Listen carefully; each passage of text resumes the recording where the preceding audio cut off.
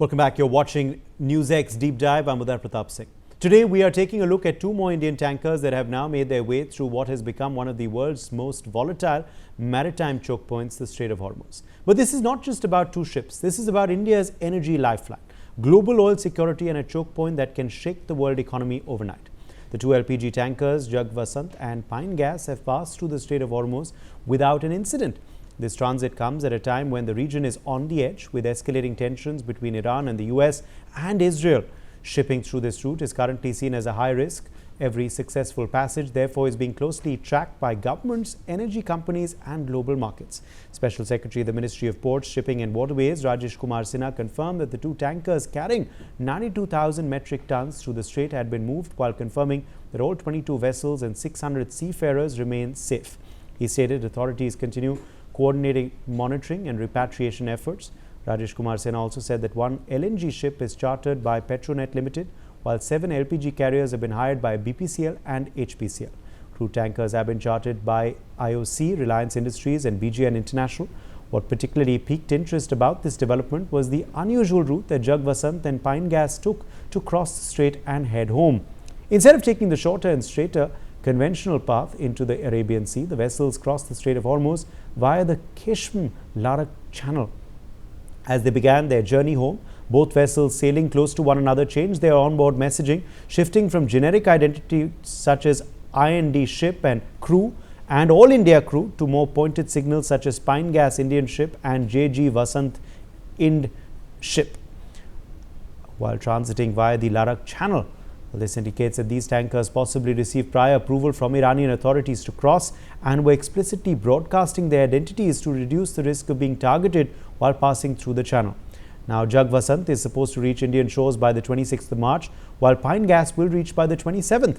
India has been engaged with Iran at the diplomatic level for safe passage of Indian ships through the Strait of Hormuz, which also helped two other Indian LPG tankers, Shivalik and Nanda Devi, transit the strait a few days back. For India, this development is critical. India imports nearly 85% of its crude oil, and a significant portion of that comes from the Gulf region. That means a large share of India's energy supply passes through the Strait of Hormuz. The safe passage of Jag Vasant and Pine Gas signals three things: continuity of supply despite tensions, operational resilience of Indian shipping, and short-term stability in energy flows. But it also underscores how any escalation in the region could directly impact fuel prices, inflation, and economic stability, as ripples of the West Asia conflict continue to be felt worldwide. With this, 5 Indian flagged vessels have sailed through the conflict-hit choke point.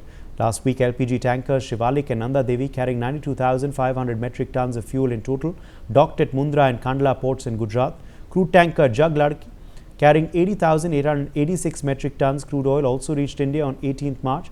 The focus of officials now is to ensure safe passage of the 20 remaining Indian flagged ships west of the strait. The two new tankers are estimated to be carrying LPG volumes comparable to Shivalik and Nanda Devi. This quantity is adequate to meet India's LPG needs for about one day. However, due to restrictions on commercial LPG, India's overall demand has come down. According to expert analysis, India would need at least 29 LPG tankers, each carrying volumes similar to Shivalik, to meet monthly demand. If these two vessels reach the coast safely, along with LPG imports from the United States, 5 shipments have been secured by India. With 20 Indian tankers still stuck in the Gulf, they cumulatively held 3.2 lakh tons of LPG, 2 lakh tons of LNG and 16 lakh tons of crude oil destined for India. Minister of External Affairs S. Jaishankar had earlier stated that there was no blanket arrangements with Iran for India flagged ships, adding that every ship movement is an individual happening, while noting he remained engaged talks with Tehran. Iran's Foreign Minister Saeed Abbas Araghchi has also stated that Iran was open to countries seeking to discuss the safe passage of their vessels, but the risks persist. Decentralized terror groups continue to pose a threat, and rogue units within the IRGC could still target vessels. Reports also suggest that Iranian authorities have designated this channel for transit. The rather unusual routes through Iran's territorial waters taken by vessels that recently transited the Strait of Hormuz are a major signal of Tehran regulating the flow of maritime traffic through the strait. This type of unusual routing through Iran's territorial waters suggests that the vessels had received Tehran's nod to exit the Persian Gulf, pointing to a system of monitoring vessel passage via checkpoints and regulating movement through the strait. A number of vessels that have managed to trickle out of the Persian Gulf over the past few days took the same route through the waters between Keshem Island and Larak Island to take a longer circuitous path before crossing the Strait of Hormuz. as against the conventional path through the middle of the strait. Ship tracking data shows the safe passage of these two tankers may seem routine, but in today's geopolitical climate, it is anything but. It highlights a fragile equilibrium. Tensions are high, threats are real, but global trade continues. For now, the Strait of Hormuz remains a pressure point where geopolitics and economics collide. Two ships, Jagvasant and Pine Gas, have crossed safely, but the larger story is far from over. Because as Dr. Shankar highlighted, in the Strait of Hormuz, stability is never permanent. It is negotiated day by day, ship by ship. Joining us live, Captain Shyam Kumar, former Indian Navy officer. Captain Kumar, again, India securing safe passage for two more vessels through the contentious Strait of Hormuz. How did we manage this? Thank you, Uday. Jai Hind, Shana Varuna. We managed it and we will manage it because Iran is showing its control over Hormuz by doing this selective treatment of letting the ships pass through, and he has given Russia, China, India, Pakistan passes. As you rightly described, I just want to tell you this simple thing. If we can close in on this, this is main Hormuz, in, out, and buffer zone, 2 nautical mile each. This is closed. Mines have not been put. That's what Iran says, because legally it is not correct to put mines into the states as per the UNCLOS 1982. He has taken this route, Kusam and Lurk Island, and here the IRGC is looking very closely. Missile batteries, asymmetric threats, suicidal boats, visit, board and search the documents, pre-planned documentation checks, and then Toltecs. All this and then showing the world that I am in control. This is what Iran is doing presently.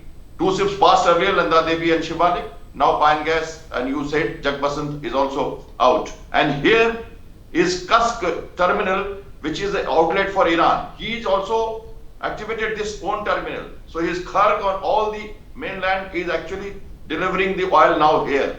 He is also not using this channel actually because he knows it will be militarily captured soon. So this is Oman area, this side.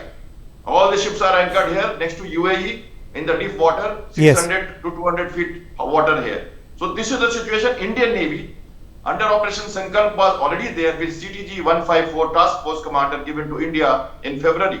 And Surat visited Bahrain on a maritime engagement. Our 6+ ships are patrolling that area for the anti-piracy operations for last 20 years. So sequence of communication, instilling confidence to the seafarers is part and parcel of the Indian naval duty, and we are again doing it. Okay. Since we have been in this area, even I have patrolled in this area, so we are aware of this whole thing. Oman, Somalia coast, Bab al-Mandeb, yes, and mouth of Gulf of Oman. But outside, we will be, Sindh, Makran coast, we'll be bringing them to Gujarat, Bangalore, and they are shifting to Ennore, to Visakhapatnam through smaller boats.